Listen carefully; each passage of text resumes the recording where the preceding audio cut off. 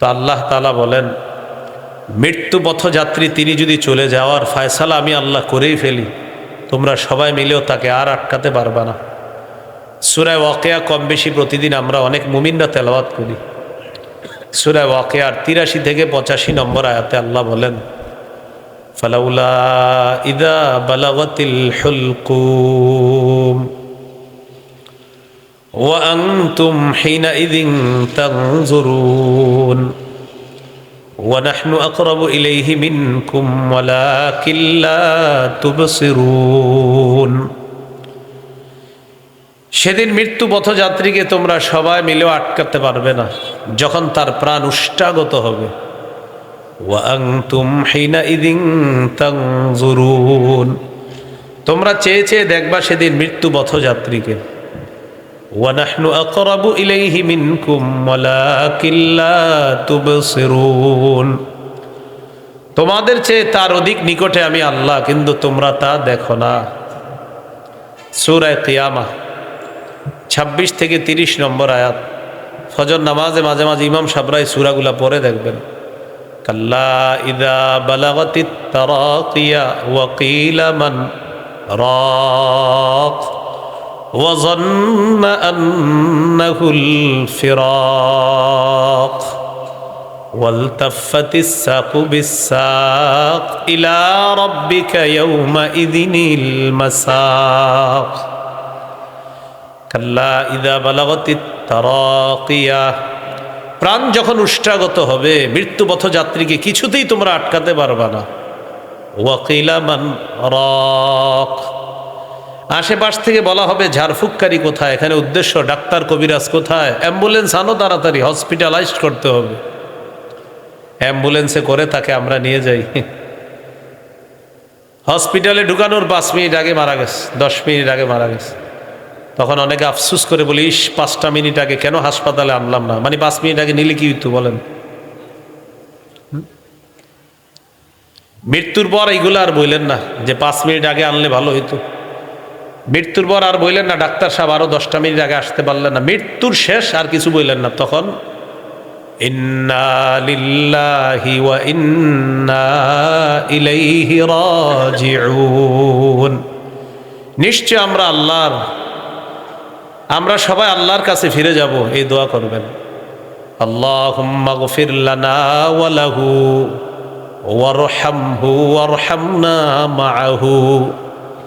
আল্লাহ আমাদেরকে মাফ করেন, এই মৃত্যু ব্যক্তি যে তাকেও মাফ করে দেন। আল্লাহ তাকেও রহম করেন, তার সাথে সাথে আমাদেরকেও রহম করেন। দোয়া করা, চোখে পানি আসবে ঠিক আছে, মুখে উল্টা পাল্টা কথা আসবে না, অন্তর ব্যতীত হবে এটাও ঠিক আছে। নবীজির সন্তান ইব্রাহিম রাদিয়াল্লাহু তাআলা তার ইন্তেকালের সময় নবীজি তার দিকে তাকিয়ে বললেন, ইন্নাল আইনা তাদমা, নবীজির চোখ থেকে পানি পড়তেছিল। নবীজি বললেন, চোখ অশ্রু প্রবাহিত হয়, চোখে অশ্রু প্রবাহিত হয়। ওয়াল কলবা ইয়াহজান, অন্তর ব্যতীত হয়। ওয়ালা নাকুলু ইল্লা মা ইয়ারদা রাব্বুনা, আমরা এমন কথা মুখে আনবো না যে কথা আমাদের রব পছন্দ করে না। রব অপছন্দ করে এমন কথা আমরা মুখে উচ্চারণ করব না। মৃত্যুবরণ করার পর অনেকে উল্টাপাল্টা কথা বলি। মালাকুল মাউতকে আর কারো ঘর দেখলো না, আমার ঘরটাই দেখলো, আর কারো ঘর ছিল না, নাউজুবিল্লাহ। এইসব কথা না বলা। মৃত্যুর পর অনেকে আমরা পোস্টারের মধ্যে লিখি উপরে, অমুকের অকাল মৃত্যুতে আমরা শোকাহত, তার বিদেহী আত্মার মাগফিরাত কামনা করছি। অমুকের অকাল মৃত্যুতে আমরা শোকাহত, তিনি কবে মরলে সঠিক কাল ছিল বলেন তো? অকাল মৃত্যুতে আমরা শোকাহত, কবে মরলে ঠিক ছিল? এই যে অকাল লেখলেন, অকাল লেখার অর্থ হলো সূরা আরফের 34, সূরা ইউনুসের 49, সূরা মুনাফিকুরের 11, সূরা জুমুয়ার 8 নম্বর, সূরা আনকাবুতের 57, সূরা আহজাবের 16 নম্বর আয়াত, সূরা আলী ইমরান 185 নম্বর আয়াতের উপর প্রশ্ন তোলা। আল্লাহ তো বলে দিয়েছে মৃত্যুর সময় নির্ধারিত। তাহলে অকাল মৃত্যু মানি যে এই কালের সঠিক হয় না, তো কবে মরলে ঠিক ছিল বলেন? হ্যাঁ, এই জন্য অকাল মুখ দিয়ে বলা যাবে না, অকাল লেখা যাবে না। কোথাও লেখা থাকলে এটা ভদ্রতার সাথে মুছে দিব আমরা। তাহলে কি শিখলাম আমরা? কেউ মৃত্যুবরণ করলে মুখে উল্টা পাল্টা কথা বলা যাবে না, চোখে পানি আসা ঠিক আছে, শোকাহত হওয়া ঠিক আছে, অন্তর ব্যতীত হওয়া এটাও ঠিক আছে, ইন্না লিল্লাহি ওয়া ইন্না ইলাইহি রাজিউন পড়া এটাও ঠিক আছে। ওমর ফারুক রাদিয়াল্লাহু তাআলা উনি যদি দেখতেন কারো মৃত্যুতে কেউ কান্না করে, কান্না করার সময় মুখ দিয়ে উল্টাপাল্টা কথা বলে, যদি দেখতেন মুখের ভিতর বালু ঢুকায় বসায় রাখতেন, কান্না করো মুখে যেন উল্টাপাল্টা কথা না আসে, বালু, বুখারীর বর্ণনা, বালু দিতেন মুখে, বালু। এক বর্ণনায় আসছে ইয়াদরিবু ফিহি বিল আসা, লাঠি দিয়ে মারতে নাই, এমন করো কেন, উল্টাপাল্টা কথা বলো কেন, কান্না করো ঠিক আছে, উল্টাপাল্টা কথা বলবা না। তাহলে মৃত্যু পথযাত্রীকে কিছুতে আমরা আটকাতে পারবো না। কেউ মৃত্যুবরণ করার পর উল্টাপাল্টা কথা আমরা মুখে আনবো না। আল্লাহ আমাদেরকে হেফাজত করেন। এই গেল মৃত্যুর যন্ত্রণা। মৃত্যুর যন্ত্রণা রাসূলুল্লাহ সাল্লাল্লাহু আলাইহি সাল্লামের কাছে এসেছে, নবীজিও বলেছেন। সহিহ বুখারীর বর্ণনা 4449 নম্বর হাদিস, 4449 কত হয়, 4449। আয়েশা সিদ্দিকা রাদিয়াল্লাহু তাআলা আনহার বর্ণনা, তিনি বলেন, ইন্না মিন নিআমিল্লাহি আলাইয়া, আল্লাহর নেয়ামত আমার ব্যাপারে, আমার উপর আল্লাহর নেয়ামত অনেকগুলা, নেয়ামতের মধ্যে উল্লেখযোগ্য দুটি নেয়ামত হলো এই, আন্না রাসূলুল্লাহি সাল্লাল্লাহু আলাইহি ওয়াসাল্লাম তুওফিয়া ফি বাইতি ওয়া ফি ইয়াউমি ওয়া বাইনা সাহরি ওয়া নাহরি, আমার উপর আল্লাহর অনুগ্রহ, নবী আমার ঘরে, আমার দিনে, আমার থুতনিটার নিচে আল্লাহ রাসূল সাল্লাল্লাহু আলাইহি সাল্লামের মাথা মুবারক ছিল, আমার ঘরে, আমার দিনে, আমার শরীরের সাথে হেলান দেওয়া ছিলেন আল্লাহ রাসূল সাল্লাল্লাহু আলাইহি সাল্লাম, ওই অবস্থায় রাসূল ইন্তেকাল করছে। এটা একটা নেয়ামত। আরেকটা নেয়ামত, ওয়া আন্না রাসূলুল্লাহি সাল্লাল্লাহু আলাইহি ওয়াসাল্লাম ওয়া আন্নাল্লাহা জামা বাইনা রিকি ওয়া রিকিহি ইনদা মাউতিহি, রাসূলুল্লাহ সাল্লাল্লাহু আলাইহি সাল্লামের ইন্তেকালের সময় আমার থুতু আর নবীর থুতু মুবারক আল্লাহ একত্রিত করে দিয়েছেন। এটা কিভাবে করলেন? দখলা আলাইহি আব্দুর রহমান ইবনে আবি বকরিন সিদ্দিক রাদিয়াল্লাহু তাআলা আনহুমা, আমার ভাই আবু বকর সিদ্দিক রাদিয়াল্লাহু তাআলা আনহুর সন্তান আব্দুর রহমান। তো আব্দুর রহমান যদি আবু বকর সিদ্দিক রাদিয়াল্লাহু তাআলা আনহুর সন্তান হয়, আম্মা জানের কি হবে? ভাই। আমার ভাই আব্দুর রহমান ঘরে ঢুকলেন, ওয়া আনা মুসনিদাতুন রাসূলুল্লাহি সাল্লাল্লাহু আলাইহি ওয়াসাল্লাম, আমি নবীজিকে আমার সাথে হেলান দিয়ে অবস্থায় রেখেছিলাম। তো আমার ভাই ঘরে ঢুকলেন, ওয়া বিয়াদিহি আস-সিওয়াক, আমার ভাইয়ের হাতে একটা মেসওয়াক ছিল। রাসূলুল্লাহ সাল্লাল্লাহু আলাইহি সাল্লাম মেসওয়াকের দিকে তাকিয়ে রইলেন এইভাবে। আমি রাসূলুল্লাহ সাল্লাল্লাহু আলাইহি সাল্লামকে জিজ্ঞাসা করলাম, আখুযুহু লাকা ইয়া রাসূলুল্লাহ, হুজুর মেসওয়াকটাকে আপনাকে এনে দিব? মানে নবী মেসওয়াকের দিকে তাকায় আছে। আমি বললাম, আমি কি মেসওয়াকটা আপনাকে দিব? কথা বলতে কষ্ট হচ্ছিল। তখন নবীজি ফাশারা বিরাসিহি নাআম, মাথা নাড়িয়ে বললেন, হ্যাঁ মেসওয়াকটা দাও। ফাখাযতুহু, মেসওয়াকটা আমি নিলাম। নেওয়ার পর ফাতানাওয়ালতুহু, মেসওয়াকটা আল্লাহ রাসূলকে আমি দিলাম। ফাশতাদ্দা আলাইহি, রাসূলুল্লাহ সাল্লাল্লাহু আলাইহি ওয়াসাল্লাম যখন মেসওয়াক করবেন, মেসওয়াকের একটা অংশ নরম থাকা লাগে, নরম না থাকার কারণে শক্ত জায়গাটা দিয়ে মেসওয়াক করতে আল্লাহ রাসূলের কষ্ট হচ্ছে। নবীজিকে আমি জিজ্ঞাসা করলাম, উলাইয়িনুহু লাকা ইয়া রাসূলুল্লাহ, হুজুর আমি কি মেসওয়াকটা নরম করে দিব? মাথা নাড়িয়ে বললেন, হ্যাঁ মেসওয়াকটা নরম করে দাও। ফালাইয়ানতুহু, আমি মেসওয়াক নরম করলাম। এবার দেখেন, আমি যখন মেসওয়াক নরম করলাম, আমার দাঁতে নবীর মেসওয়াকটা আমি লাগাইলাম। ওই মেসওয়াকে আমার দাঁত লাগানোর কারণে, নরম করার কারণে আমার থুতু মেসওয়াকে লাগছে। এবার নবীজিরই দিলাম, নবীজি সাল্লাল্লাহু আলাইহি সাল্লাম মেসওয়াক করলেন, এবার নবীর থুতু মুবারক মেসওয়াকে লাগছে। মেসওয়াক নামক সুন্নতের বরকতে আমার আর নবীজির থুতু মুবারক মৃত্যুর সময় আল্লাহ তাআলা একত্রিত করে দিয়েছেন। তো এইভাবে আমার থুতু আর নবী, ভাই আওয়াজ বাড়ান না তো, এ মাইকম্যান ভাই আওয়াজ বাড়ে কেন তো বারবার, বাইরের আওয়াজ বাড়ান না তো। রাসূলুল্লাহ সাল্লাল্লাহু আলাইহি সাল্লামের স্ত্রী আয়েশা সিদ্দিকা রাদিয়াল্লাহু তাআলা, আওয়াজ কমান, আওয়াজ বলছি কমাইতে, মানে এটা ওনারও দোষ নাই। সব আলোচকরা আওয়াজ বাড়াইতে বলে, কিন্তু পুরো উল্টা। আমি আওয়াজ যত কমাবেন এত দোয়া, আর আওয়াজ না কমালে তো মাইক খালি পিছনে নিব। হ্যাঁ এইভাবে। আওয়াজ কমাইতে হবে, আওয়াজ আওয়াজ বাড়ানোর তিনটা উপকারিতা বলেন যদি কেউ পারেন। তিনটা উপকার বলেন। উপকার উপকার দুইটা বলেন কেউ পারলে, একটা উপকার বলেন কেউ পারবেন না। আওয়াজ না বাড়ানোর হাজার উপকারিতা আমি বর্ণনা করতে পারবো।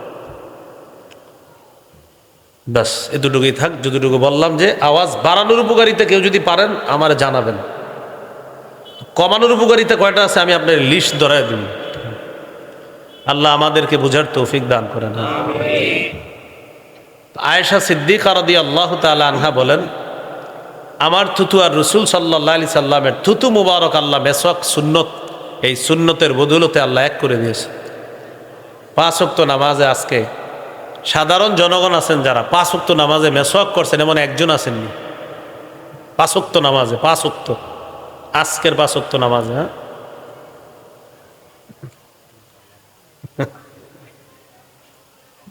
মাশাআল্লাহ 2-3 জন হাত উঠিয়েছে। রাসূলুল্লাহ সাল্লাল্লাহু আলাইহি সাল্লাম বলেন, জিবরিল আমিন আমাকে এত পরিমাণ মেসওয়াক করতে বলছে, আমি আশঙ্কা করলাম না জানি মেসওয়াক করতে করতে আমার দাঁত আমি ভেঙে ফেলি। এত পরিমাণ আমাকে বলছে মেসওয়াক করার জন্য। নবীজি বলেন, আমি যদি আমার উম্মতের জন্য কষ্টকর মনে না করতাম তাহলে প্রত্যেক সালাতের আগে মেসওয়াক করা তাদের জন্য অবধারিত করে দিতাম। এখান থেকে বোঝা যায় যে মেসওয়াক আমরা করাটা নবীজি সাল্লাল্লাহু আলাইহি সাল্লাম কতটা চাইতেন যে আমরা যেন মেসওয়াক করি। রাসূলুল্লাহ সাল্লাল্লাহু আলাইহি সাল্লাম ঘর থেকে যখন বের হইতেন মেসওয়াক করতেন। ঘরে প্রবেশ করার পর সর্বপ্রথম নবীজি মেসওয়াক করতেন। রাসূলুল্লাহ সাল্লাল্লাহু আলাইহি সাল্লামের সাহাবী আব্দুল্লাহ ইবনে ওমর রাদিয়াল্লাহু তাআলা আনহুমা বালিশের পাশে মেসওয়াক রাখতেন। ঘুম ভাঙছে আবার মেসওয়াক করছেন। নবীজি বলেন, তোমরা মেসওয়াক করো, কোরআন পড়ার আগেও মেসওয়াক করবা। তোমরা যখন কোরআন পড়ো তোমার তেলাওয়াতটা মুখ থেকে বের হয়, এই পড়াটা ফেরেশতার মুখ দিয়ে তার পেটে যায়। মেসওয়াকরত অবস্থায় তোমার দাঁতগুলা যেন এমন থাকে যে তুমি মেসওয়াক করেছো, ওই মেসওয়াকওয়ালা দাঁত দিয়ে যেন তোমার তেলাওয়াতটা বের হয়, আর সেই তেলাওয়াত যেন ফেরেশতা গিলতে পারে। তো রাসূলুল্লাহ সাল্লাল্লাহু আলাইহি সাল্লাম ইন্তেকাল করবে এর আগে মেসওয়াকের দিকে তাকায় আছে এইভাবে। এই জন্য মেসওয়াক করা। আল্লাহ আমাদের সকলকে তৌফিক দান করেন। মেসওয়াক করবো তো ইনশাল্লাহ। মেসওয়াক করবেন 3 জায়গায় মেসওয়াক রাখবেন, গাড়ি বাড়ি কর্মস্থল। কয় জায়গায়? 3 জায়গায়, গাড়ি বাড়ি কর্মস্থল। গাড়িতে রাখবেন, বাড়িতে রাখবেন, কর্মস্থলে রাখবেন, এই 3 জায়গায় মেসওয়াক রাখবেন। আমি যেটা দিয়ে চলাফেরা করি আপনারা কেউ চেক করতে পারেন এখনই গিয়ে, আমার সামনের যে সিটটা ওখানে 3টা মেসওয়াক আছে। কয়টা? কেউ নিয়েন না, আবার ওই 3টা দিয়ে আমি করি, হ্যাঁ ওখানে রাখা আছে, আপনি দেখতে পারেন গিয়া। তো বলছিলাম মেসওয়াক করা, আল্লাহ তৌফিক দান করেন। রাসূলুল্লাহ সাল্লাল্লাহু আলাইহি সাল্লামের পাশে পানি রাখা, পানির মধ্যে হাত দিলেন, হাত দেওয়ার পরে এইভাবে মুছতেছে চেহারা, ইয়ামসাহু বিহিমা ওয়াজহা, চেহারা মুবারক মুছতেছে। মুছতে মুছতে বলতেছে, লা ইলাহা ইল্লাল্লাহ ইন্না লিল মাউতি সাকারাত। নবীজি বললেন, লা ইলাহা ইল্লাল্লাহ, এটা বলার পর বললেন, আয়েশা মৃত্যুর খুব যন্ত্রণা।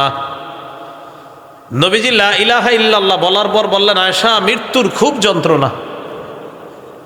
কি বললেন? আয়েশা মৃত্যুর খুব যন্ত্রণা। নাসাবা ইয়াদাহু, হাতটা উপরে উঠাইলেন, উঠানোর পর বললেন, আল্লাহুম্মা ফির রাফিকিল আ'লা। এইভাবে হাত উঠায় বললেন, আল্লাহ সর্বশ্রেষ্ঠ বন্ধু সান্নিধ্যে আমি চলে যেতে চাই। এটা হলো মূল অনুবাদ। আল্লাহুম্মা ফির রাফিকিল আ'লা, হে আল্লাহ ফির রাফিকিল আ'লা মানে আমাকেও সর্বশ্রেষ্ঠ উত্তম বন্ধুর অন্তর্ভুক্ত করে নেন, মানে আল্লাহ আমি আপনার কাছেই চলে যেতে চাই।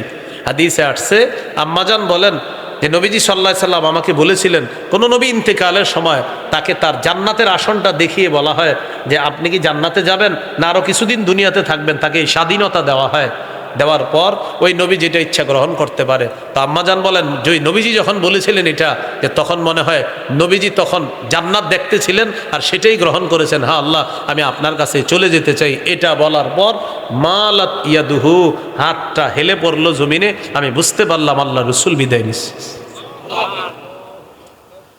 তো আমার পুরা হাদিস শোনানোর উদ্দেশ্য কি বলেছিলেন? আয়েশা মৃত্যুর খুব যন্ত্রণা, আয়েশা মৃত্যুর খুব যন্ত্রণা। এটা হলো রসুল সাল্লাল্লাহু আলাইহি সাল্লামের মৃত্যুর ব্যাপারে বিশুদ্ধ বর্ণনা। অসতর্কতা বশত হয়তো অনেকের মুখ থেকে এই মাইকে একটা অশুদ্ধ বর্ণনাও প্রকাশ পেয়েছে নবীজির মৃত্যুর ব্যাপারে, অসতর্কতা বশত। তো এই বর্ণনাগুলা কিভাবে আসছে? হয়তো কোনো বইয়ের মধ্যে লেখা ছিল, ওই বই হয়তো কেউ পড়েছে, পড়ার পর মাইকে বলে ফেলেছে, আর এটাই প্রকাশ পেয়ে গেছে, সমাজের মধ্যে ছড়ায় পড়ছে, আর আমরা ওইটাকে সত্য বলে মনে করে নিয়েছি। সেই ঘটনাটি হলো এই, যেমন অনেক সুন্দর করে বলা হয় যে ইন্তেকালের সময় মালাকুল মাউত আসছে, আসার পর মালাকুল মাউত আল্লাহর কাছ থেকে অনুমতি নিছে, আল্লাহ আমি কি যাবো আপনার হাবিবের কাছে? তো তিনি একজন গ্রাম্য ব্যক্তির রূপ ধারণ করে আসছে। কার রূপ? গ্রাম্য ব্যক্তির রূপ ধারণ করে আইসা বলতেছে, আমি কি যাব আপনার কাছে, আপনার নবীর কাছে আমি যাব? মালাকুল মাউত সাবধান, নবী অনুমতি না দিলে তুমি ঢুকবা না, আল্লাহ নাকি এগুলো বলছে। হ্যাঁ, তো পরে নাকি মালাকুল মাউত অনুমতি চাইছে, এই সেই লম্বা হিস্টোরি, আমি পুরাটা বলতেও পারতেছি না, আর পুরাটা বলাই দরকার কি, ফাও ফাও। তো এরকম একটা হিস্টোরি শোনানো হয় যে মালাকুল মাউত এক গ্রাম্য ব্যক্তির রূপ ধারণ করে আসছে, এবং আপনারা হয়তো ইতিমধ্যে অনেক পানি ফালাইছেন চোখের, যে আসলে এরকম টোটাল বর্ণনাটা জাল বর্ণনা। হ্যাঁ, এই বর্ণনাটি জাল করেছেন পৃথিবীতে যিনি সর্বপ্রথম, তার নাম আব্দুল মুনিম ইবনে ইদ্রিস। কি নাম? আব্দুল মুনইম ইবনে ইদ্রিস নামে এক ব্যক্তি এই জাল বর্ণনাটি পৃথিবীতে সাপ্লাই দিয়েছে। আর এই জাল বর্ণনাটি আসতে আসতে হয়তো আমাদের বাংলাদেশের কোনো চটি বইয়ের মধ্যেও ঢুকে গেছে, আর ওই বই পড়ার পর হয়তো কেউ মাইকেও বলে ফেলেছে, তার আমরাও মনে করে নিয়েছি এটাই মনে হয় সঠিক। হ্যাঁ, তাহলে মালাকুল মাউত গ্রাম্য ব্যক্তির রূপ ধারণ করে আসছে, আসার পর আল্লাহরে বলছে, আল্লাহ আমি কি যাব? সাবধান মালাকুল মাউত, অনুমতি ছাড়া কিন্তু আমার হাবিবের কাছে যাবা না। হ্যাঁ, এই সেই বলা হয়। তো এই টোটাল বর্ণনাটা কি? জাল বর্ণনা, অশুদ্ধ বর্ণনা। আব্দুল মুনিম ইবনে ইদ্রিস নামে এক ব্যক্তি সর্বপ্রথম এই জাল বর্ণনা পৃথিবীতে সাপ্লাই দিয়েছে।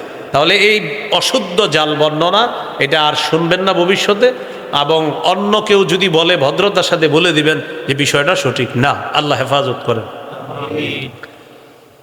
মুসা আলী সালামের একটা ঘটনা আলোচনা করতে গিয়ে তখন বলা হয় আর কি এরকম, যে মালাকুল মাউত মুসা নবীর কাছে আসছে, আসার পর মুসা নবী কি করছে? একটা থাপ্পড় দিছে। এটা বিশুদ্ধ বর্ণনা। বলেন এই বর্ণনাটা কি? এইটা বুখারীতে আছে, যে মুসা নবী মালাকুল মাউতকে থাপ্পড় দিছে, এটা বুখারীতে আছে বর্ণনাটা। এই মুসা নবীর বর্ণনাটা শোনাইতে গিয়ে তখন আমাদের নবীর ব্যাপারে ওই জাল বর্ণনাটা শোনায় দেয়, যে ভাই মুসা নবী তো মালাকুল মাউতকে থাপ্পড় দিয়ে দিছে, কেন? অনুমতি না জানি কি ইত্যাদি বলে, এটার কারণে। কিন্তু মুসা নবী যে থাপ্পড় দিছে এটা বিশুদ্ধ বর্ণনা। এটা বলতে গিয়ে বুঝাই কি, যে মালাকুল মাউত আমাদের নবীর কাছে যখন আসছে অনুমতি ছাড়া আসতে পারে নাই, এই সেই লম্বা একটা হিস্টোরি শোনায়, গ্রাম্য ব্যক্তির রূপ ধারণ করে আসছে। তাহলে এই বর্ণনাটি জাল বর্ণনা, আর মুসা নবী যে থাপ্পড় দিছে মালাকুল মাউতকে, এটা বিশুদ্ধ বর্ণনা। আরেকটি বর্ণনা আপনারা শোনেন মৃত্যুকে কেন্দ্র করে। ফাতেমা রাদিয়াল্লাহু তাআলা আনহা ইন্তেকাল করলেন। ইন্তেকাল করার পর ফাতেমা রাদিয়াল্লাহু তাআলা আনহার লাশ কোথায় রাখলো? কবরে। লাশ রাখার পর একটু খুব মন দিয়ে শোনেন, আবু যর গিফারি রাদিয়াল্লাহু তাআলা কবরকে লক্ষ্য করে বলছে, কবর তুমি কি জানো কাকে রেখে গেলাম? কবর কোনো কি দেয় না, জবাব দেয় না। তো কবর কোনো জবাব দেয় না, তারপর কি করছে? কবরে বলছে, কবর আলীর স্ত্রীকে তোমার মাঝে রেখে গেলাম। নাউজুবিল্লাহ পড়েন। আচ্ছা, এরপরে যখন কবর জবাব দেয় না, তখন বলছে, কবর জানো কাকে রেখে গেলাম? হাসান হুসাইন রাদিয়াল্লাহু আনহুমা, তাদের মাকে রেখে গেলাম। কবর জবাব দেয় না। ভিত্তিহীন বর্ণনা এগুলো। হ্যাঁ, তো না দেওয়ার পরে কবরে বলতেছে, কবর জানো কি শুনছেন নি এটা? হ্যাঁ, দেখছেন? হ্যাঁ হ্যাঁ। পরে বলছে, কবর জানো কাকে রেখে গেলাম? মুহাম্মদুর রাসূলুল্লাহ সাল্লাল্লাহু আলাইহি সাল্লামের কন্যাকে রেখে গেলাম। তখন নাকি কবর জবাব দিস। তখন কবর বলছে যে আমি কবর মানে ইত্যাদি ইত্যাদি আরো, যাই হোক আমি এটা কি গুমো আর বলেন। তো এটা হলো ভিত্তিহীন বর্ণনা। কি বর্ণনা? একজন সাহাবী কি দরকার আছে কবরের এটা বলা, আর কবরের কি দরকার আছে সাহাবীরে পাল্টা এটা বলা? বলেন তো। হ্যাঁ, একজন সাহাবীর নাম জড়িয়ে এই ভিত্তিহীন বর্ণনাগুলো ভাই অনেক শুনছেন, কিন্তু এটা কিন্তু ঠিক না, সঠিক না বিষয়টা। হ্যাঁ, আমরা তাহলে এগুলো বলবো না, শুনবো না। বিশুদ্ধ বর্ণনা কি?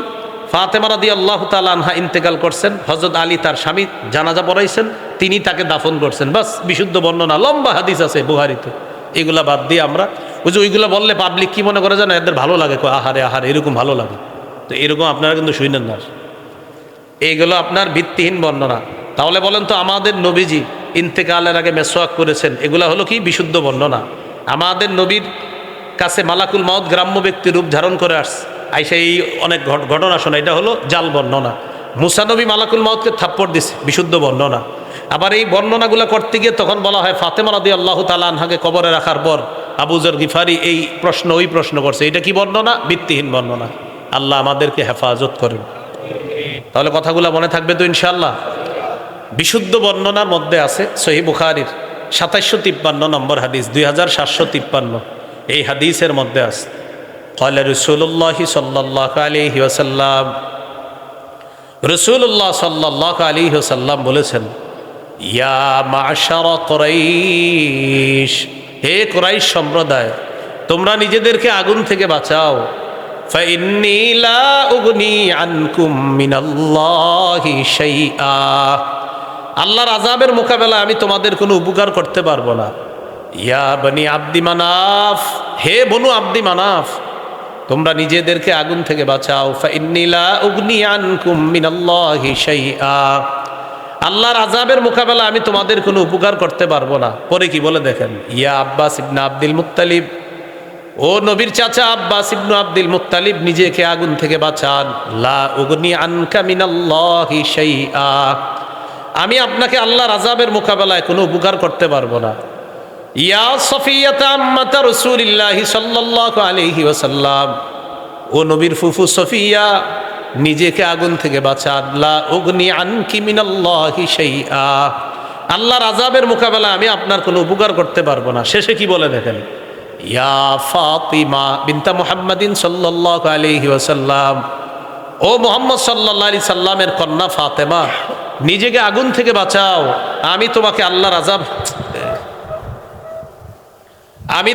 আল্লাহর আযাবের মোকাবেলায় কোনো উপকার করতে পারবো না। তুমি নিজেকে কি করো? আগুন থেকে বাঁচাও।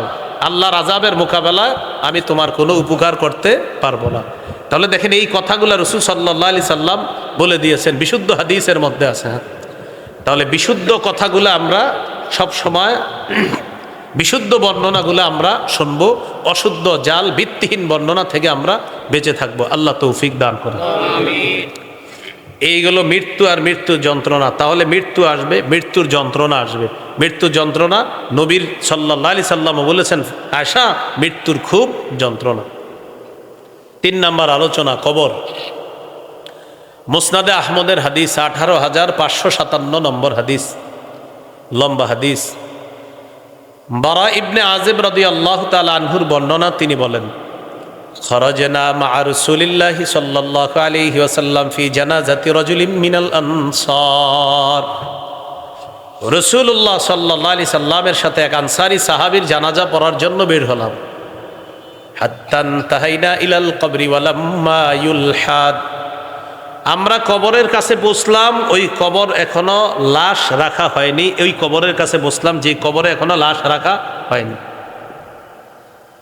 এক হাদিসে আসছে, নবীজি যাইতেছিলেন, যাওয়ার সময় দেখে কি একদল মানুষ গোল হয়ে আছে। নবীজি বললেন, আচ্ছা, আলামা ইজতামা আলাইহি হাউলা, এই মানুষগুলো এখানে কি করে? সাহাবীগণ জবাব দিলেন, আলা কবরিন ইয়াহফিরুনাহু ইয়া রাসূলুল্লাহ, হুজুর, তারা কবর খনন করে। রাসূলুল্লাহ সাল্লাল্লাহু আলাইহি সাল্লাম সবাইকে এইভাবে 2 ভাগ করে করে কবরের সামনে চলে গেলেন। কবরের কাছে গিয়ে জাসা আলা রুকবাতাইহি, পা 2টা হাঁটু গেড়ে এই কবরে মাটির সামনে বসে গেছে, কবরের সামনে হাঁটু গেড়ে বসে গেছে। এখন দেখেন, কবরের 2 পার, এটা হলো এক পার, এটা হলো আরেক পার। নবীজি এক পারে বসা। সাহাবী বলেন, আমি আরেক পারে দেখার জন্য গেলাম নবীজি কি করে। যাওয়ার পর দেখি ফাবাকা হাত্তা বাল্লাত সারাবিন দুমুইহি, কান্না করতে করতে কবরের সামনের মাটিগুলা ভিজে কাদাযুক্ত হয়ে গেছে। এবার কি বলে দেখেন, এটা আমার আপনার জন্য শিক্ষা। সাহাবীদের দিকে তাকায় বলতেছি, ইয়া ইখওয়ানি, হে ভাই সব। কি বললেন? সাহাবীদেরকে বললেন, হে ভাই সব, লিমিসলি হাযা ফাআইদ্দু, এই অবস্থার জন্য তোমরাও প্রস্তুতি গ্রহণ করো। এই যে কবরটা খনন করা হয়েছে, আমি নবী কবরের সামনে বসা, তোমাকে আমাকে ঠিক আমাদেরকে এইভাবে মানুষ এই জায়গায় রেখে দিবে, মাটি চাপা দিয়ে চলে যাবে। প্রিয় ভাই সব, তোমরা সবাই এই অবস্থার জন্য প্রস্তুত হও।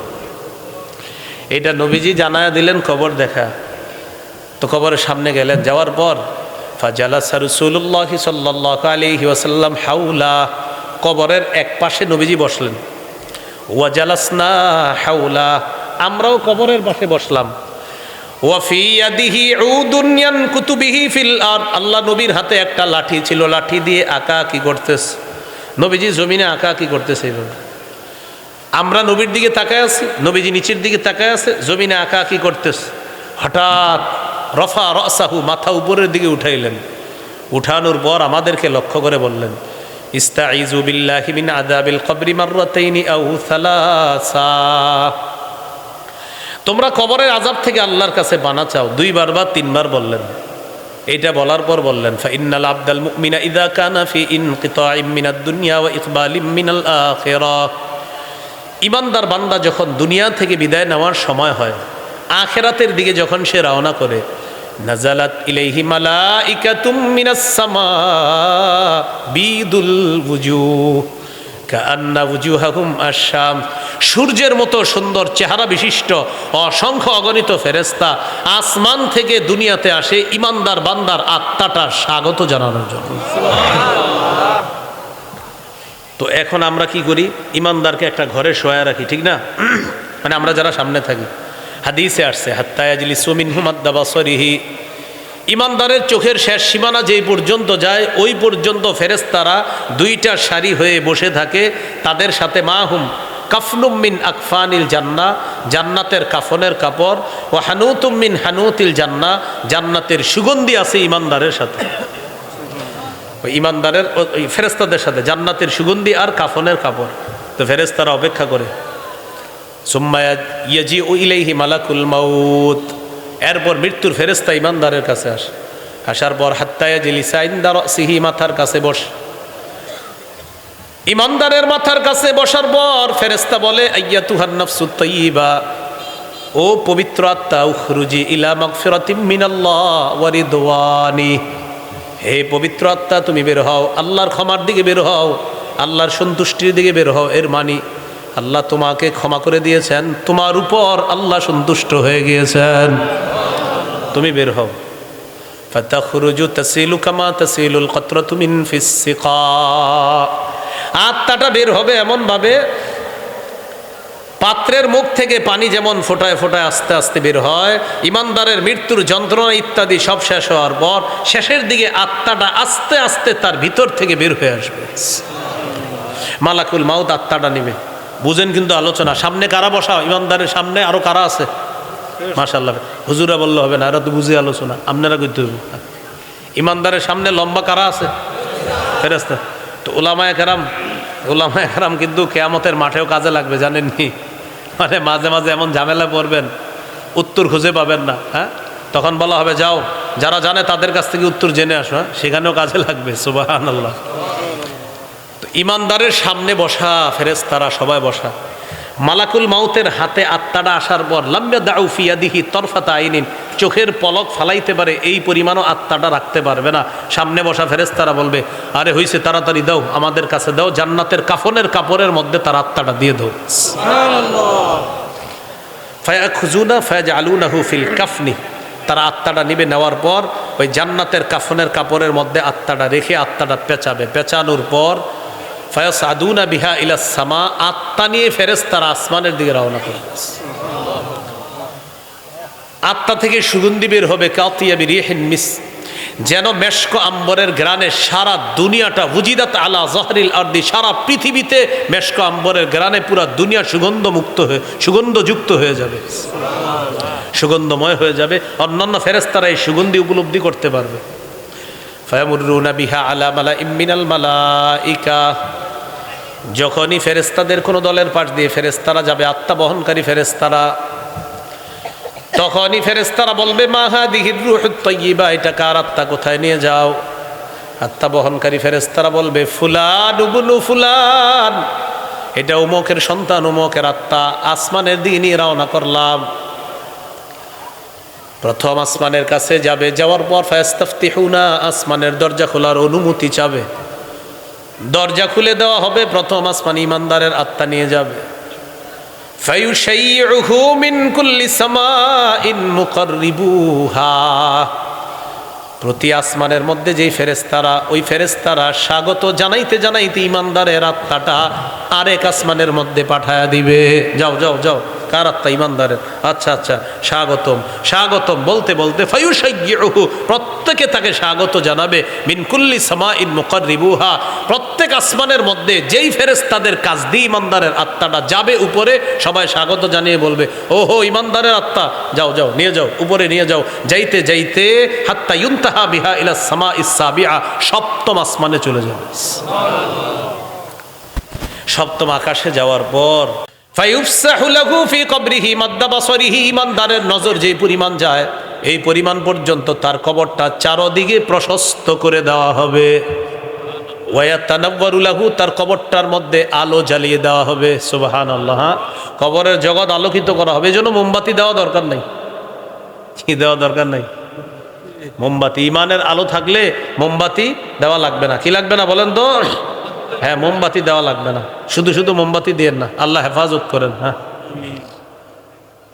এই হলো ইমানদারের অবস্থা। এবার নবীজি বলেন, ওয়া ইন্নাল আবদাল ফাজিরা ইযা কানা ফি ইনকিতাইম মিনাদ দুনিয়া ওয়া ইকবালিম মিনাল আখিরা, পাপাচার বান্দা যখন দুনিয়া থেকে বিদায় নিবে, আখিরাতের দিকে রওনা করবে, করার পর নাজালাত ইলাইহি মালাইকাতুম মিনাস সামা সুদুল ওয়ুজুহ মাআহুমুল মাসুহ, কালো চেহারা বিশিষ্ট অসংখ্য অগণিত ফেরেশতা তার কাছে আসবে, সাথে একটা সালার বস্তা থাকবে, চট থাকবে, এটা নিয়ে আসবে। মালাকুল মাউত আসবে, আসার পর তার মাথার কাছে বসবে, বসার পর তাকে বলবে, আইয়াতুহান নাফসুল খাবিসা, হে খারাপ আত্মা, উখরুজি ইলা সাখাতিল্লাহ, তুই বের হ আল্লাহর রাগের দিকে, তুই বের হ, আল্লাহ তোর উপর গোসা, আল্লাহ তোর প্রতি রাগে আছে, রাগান্বিত।